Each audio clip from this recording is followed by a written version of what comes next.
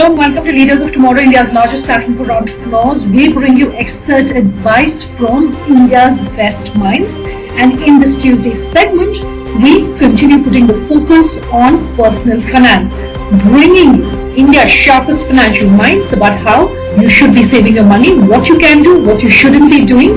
Let me introduce our guest tonight, Ruchi Sankhe, Senior MD, Origination and Client Coverage, Waterfield Advisors.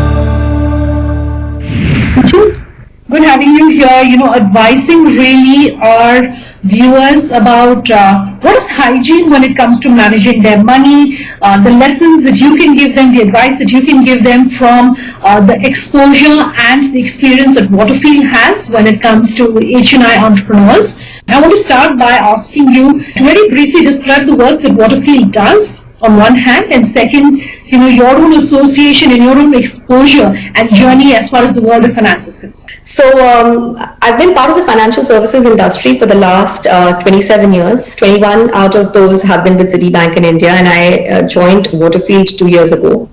Waterfield is a SEBI registered investment advisor. Today we manage about $4 billion of investment assets across about 85 families in India. But I think what's very unique about the Waterfield platform is 2-3 things where we really made strides, which are very different from where the market is today. One is on the international side. Today, I think we're the only firm that has used an advisory approach to the international segment as well. So quite similar to what we do in India, we have an international platform which actually advises clients to set up to invest in strategies that are commensurate with their investment objectives and risk profile. We don't take a product approach even there. We actually don't manufacture any products at all, and we have really sort of avoided that conflict of interest. The other key thing where we feel is, which I feel we are very different, is really on our in the ESG investing that we've sort of been working towards. So today we are the only firm across Asia on the wealth advisory segment that has signed up to the principles of responsible investing in UN, and we compute an ESG score for each of our client portfolios, which I think is very unique because nobody today is talking about ESG and combining it with financial investing. So that's what Waterfield does, and the few things that are unique about Waterfield. So, given the uncertain times that we're living in with everything that's happening around us, when it comes to managing your money, what advice do you have for entrepreneurs about managing and saving the money in uncertain times? So it's interesting, while I've been associated with the field of finance for 27 years, I've seen and I've gone through two, sort of global crises. The last one was the financial crisis, and this obviously a global pandemic. The way the investors have reacted over the last 1 year actually has been quite different than what happened the previous time. And I see that, frankly, there's been a lot of nervousness amongst the investors. In fact, people were very wary about entering into the equity markets, always felt uncomfortable with the way the valuations had gone up and the amount of liquidity that was flowing into the markets. And I noticed that not only did investors exit out of equity, some actually stayed very cautious about entering in. So one of the things that we always talk about is, having an asset allocation model and really sticking to your asset allocation, and that somehow was not observed in this period of time, where there was a lot of nervousness amongst the investors. So one of the things that I would say is, even in these times where there is a global pandemic at large. One has to be very true to the asset allocation, stick to what one has, because you have taken thoughtfully considered and agreed with your financial advisor as to how you want to invest on a long-term basis. So important to sort of stick with that, and that is a reaction that sort of is difficult to take when you are going through a pandemic. But a few things that could have been looked at is that certain amount of liquidity should be maintained in portfolios. Today, a lot of things are happening in the market, and one would want to be nimble-footed and take opportunities that are available in the market. And for that, a certain amount of liquidity should be maintained in portfolios. This can not only be used during contingency events, but also to capitalize on opportunities that you might see through the pandemic right now and post-pandemic. Why is it necessary to have a diversified portfolio, Ruchi? So I think diversification is something that most of the advisors talk about, and frankly, it's very important to have diversification in your portfolio, because irrespective of what market condition or economic condition you're going through, some part of a portfolio, if it doesn't perform, the other one will. And although you may normalize the returns a bit, at least the risk is also lower. So diversification is essential, and we do always advise our clients to look at diversification. And it's a concept which is through a continuum across, whether it's an early investor or if it's a late stage investor, high net worth. I think it's across all of the investors that's very essential to do diversification. And frankly, the way you look at diversification, for example, today, you've seen the fixed income markets have really come crashing down. So interest rates that were all the way between 8 to 9% today sit somewhere between 4 to 5%, right? So they're not even keeping step with inflation. So if that part of your portfolio is not performing well, frankly, the equity markets, whether it's domestic or international, have really rallied. That part of your portfolio would have given you returns. So diversification in a way will sort of balance out the returns. Certain part of your portfolio may not give you adequate returns, but the other one is compensating for the fixed income component and giving you returns. So diversification is essential. We at Waterfield, as you rightly mentioned, we do work with ultra HNI clients, and but the concepts would be quite similar. So you look at diversification across asset classes, whether it's equity. When you look at equity, you don't want to just put all your eggs into the domestic equity basket.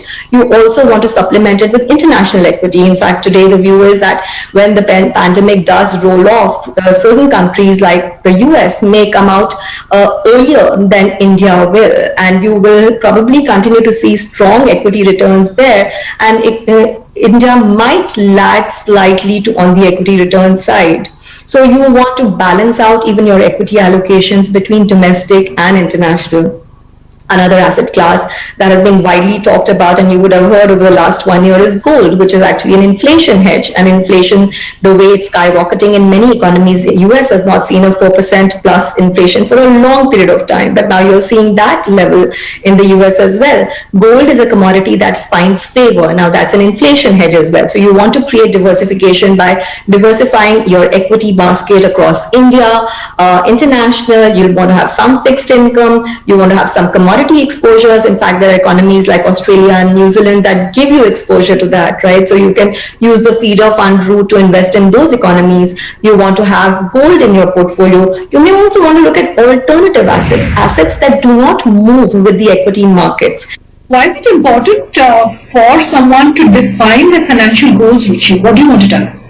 Obviously, in terms of goals, they are very personal. They depend on the age and stage of investment. I have worked with entrepreneurs who have earned and collected a certain corpus, and their financial goal at that level is really preserving the capital that they've created through the business. And there maybe the portfolio construct is very different, because the financial goal at that level is really capital preservation. So you may want to have very conservative assets that are there as part of your portfolio. There are clients who are early stage investors who are actually building a corpus. They want to aggressively grow their capital, and then the choice of products is very different for clients like that, and the portfolio construct is also very different. So you may have private equity funds, you may have concentrated strategies, you may have a lot more allocation to equity, very little allocation to fixed income, lot more allocation to hybrids and other products to increase the capital return on the portfolio. So the financial goal will really depend on, as I said, age and stage. It could also be where a client says that, look, I want to have a balance of both, where I want to preserve my capital as well as grow my portfolio. So, in that case, you'd really create a balanced portfolio with a mix of fixed income and equity products, because equity as an asset class has given higher returns. So when you look at a return on the equity side, you would look at something in between 12 to 15%, whereas fixed income really keeps abreast with inflation. So when you want to protect your capital, you want to be more focused towards the fixed income side. When you're wanting to grow the capital, you may be leaning more towards the aggressive products like equity and alternatives. Sure. And that's why the structure that then you will create for a client who wants to do both is really a balanced or a moderate portfolio, which will have a mix of both these asset classes. Ruchi, I have to take a very short break on that note. We'll be back in just a moment. What you want to tell our viewers about capital preservation? It is basically when you want to preserve the wealth you've created. So there is a trade-off where you may not want to aggressively grow the money that you have, but at the same time, you're just protecting what you've created. So a lot of products, when you're trying to preserve capital, the kind of products you'd select for your portfolio would be mostly fixed income products, debt products, high quality debt instruments. Perhaps in today's environment, I would say more short duration, because there's expectation of interest rates to move up from here onwards.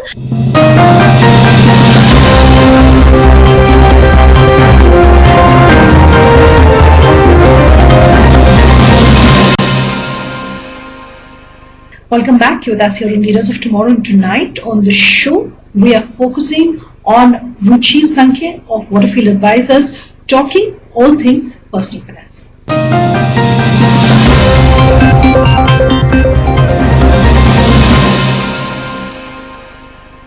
Is there a thumb rule, if I can call it that, of the breakup between debt and equity, and what should be what in one's portfolio?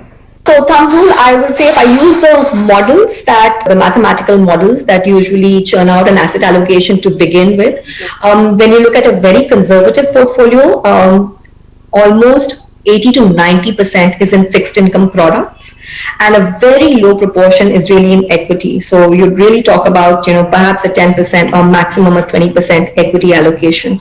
If you, for portfolios that are moderate or balanced, you would look at an allocation of about 50% in equity and 40% fixed income, maybe 10% alternative products like gold, etc. So that would be a balanced portfolio. When you look at very aggressive portfolios, actually it's the reverse, where you would look at 80 to 90% in equity and alternates, and really 10% or maximum 20% in fixed income. So and at a very aggressive portfolio, perhaps we'll have nothing in fixed income, will be completely equity and alternatives focused. So that's how a thumb rule, if you look at just the continuum of investing and the continuum of risk and portfolios constructed across the risk spectrum, that's how we would construct it. Having said that, obviously the choice of products will vary on what is the specific goal for the investor in there. But that's the thumb rule I would use.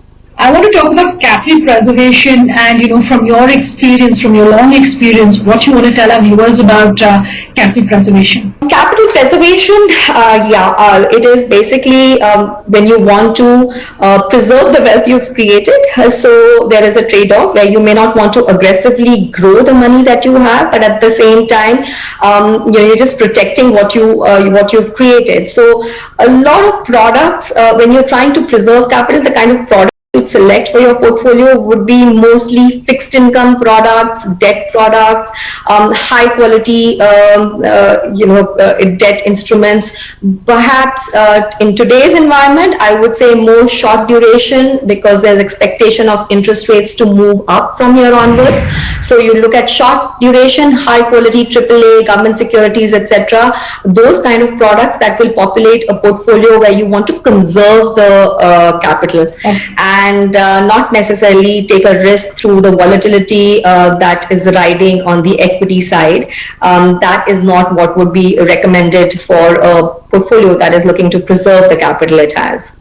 We started by talking about the uncertain times that we're in, and my question to you is, has financial planning changed thanks to, the pandemic and the COVID? Actually, a couple of things have changed over the last 1 year, as I see, in terms of reactions to COVID. Number one, I have seen portfolios become a lot more socially conscious. This is something that was anyway an emerging trend within the investors, but I've seen that actually propel over the last 1 year, where philanthropy has become one of the main sort of areas to invest through as well. So socially conscious investing through philanthropy. The other thing I've noticed is there's a trend towards higher insurance coverage. In fact, if you look at the life insurance coverage, from March of last year, 2020 to March 2021, there's a doubling in the life insurance coverage, right? So whether it is to protect your near and dear ones in case there's any eventuality that happens, and also as a tool of, so it's a really tool of capital preservation. So life insurance is something that's really taken, precedence. Also have noticed that clients have started to maintain or understand the importance of keeping liquid funds in their portfolio. There are two reasons for this. Obviously, it is to deal with contingencies that you may go through, but also to be able to use it effectively to deploy in opportunities that might be available. So 2-3 trends that have seen, and of course when we tell clients, we say that don't be irrational and don't try and take any quick decisions on how you want to alter your asset allocation. Do stay true to asset allocation, but we have seen these trends emerged during COVID timeframes with the investors that we deal with. How should one be approaching finances in 2021, 22? What advice do you have? So the way things stand today, and we were talking about this earlier as well, we can see inflation is at very high level. Interest rates have, most economies are trying to promote growth within their own economies, and which is why interest rates actually stand at very low levels. So it is difficult in a way to inflation-proof your portfolio if you're completely on fixed income side. Also, the risk aversion is very high within portfolios. So today, when I look out, I would advise clients, at least on the fixed income side, really to have a very high quality portfolio. Stay away from risk, of course, add risk only selectively. Be very careful in identifying which type of accrual products one wants to be in. And it is important to improve the yield on the fixed income side, and that can only be done by selectively taking risk. I wouldn't take it through debt mutual funds, which are an overall, I would probably selectively take it in issuers that one feels comfortable about and can take a credit risk on. So I would look at, on the fixed income side, staying really short duration, building a quality portfolio, and also selectively adding risk through issuers where there's comfort level in terms of what their risk quality is. On the equity side as well, I mean, today again, there are certain, I guess, the concentrated strategies with fund managers that you feel comfortable with is an important way or element through which you would like to invest.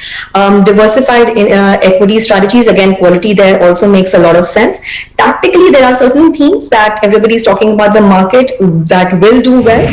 As the economy starts to recover and credit growth comes back, it is the financial sector that's going to drive it. And a lot of us are positive on the financial segment. So if I was to play one theme out over the next 18 to 24 months, and I would only do it through the tactical portfolio that clients will have, US followed by Europe region are good areas to invest in.